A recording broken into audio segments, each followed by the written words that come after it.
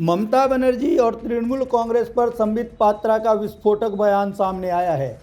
संबित पात्रा ने आरोप लगाया है कि पश्चिम बंगाल में रुपए लेकर रोहिंग्या और बांग्लादेशियों को भारतीय नागरिक बनाया जा रहा है। ये पश्चिम बंगाल के चुनाव के पहले की तपिश है। प्रधानमंत्री ने आज मालदा में घुसपैठ का मुद्दा उठाया। भाजपा नेता संबित पात्रा ने मुख्यमंत्री ममता बनर्जी और उनकी पार्टी पर जमकर निशाना साधा और गंभीर आरोप लगाए। संबित पात्रा ने कह दिया कि पैसे लेकर रोहिंग्या और बांग्लादेशियों को भारतीय नागरिक बनाने के लिए ममता बनर्जी और उनकी पार्टी टीएमसी ने फेक आईडी की दुकान खोल रखी है, यानी लोगों को फर्जी पहचान पत्र बनाकर दिया जा रहा है, जिसकी मदद से गैर कानूनी तरीके से भारत में आए लोगों को यहाँ की नागरिकता मिल जा रही है।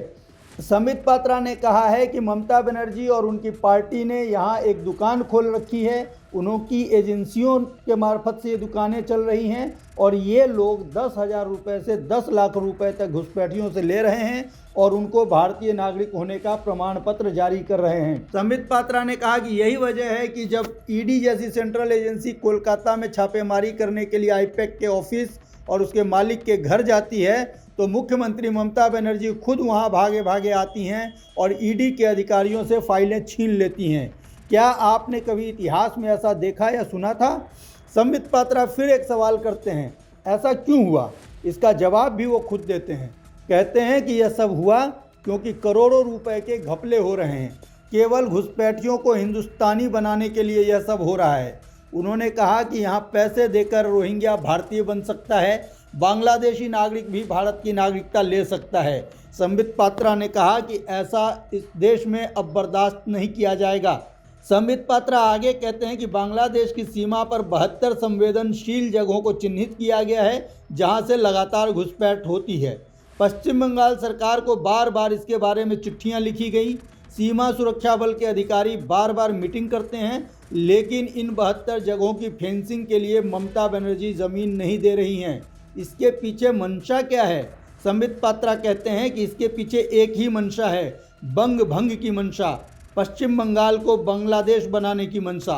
भाजपा नेता ने यह भी कहा कि यह पहला मौका नहीं है जब ऐसा हो रहा है, इसका एक पैटर्न बन चुका है।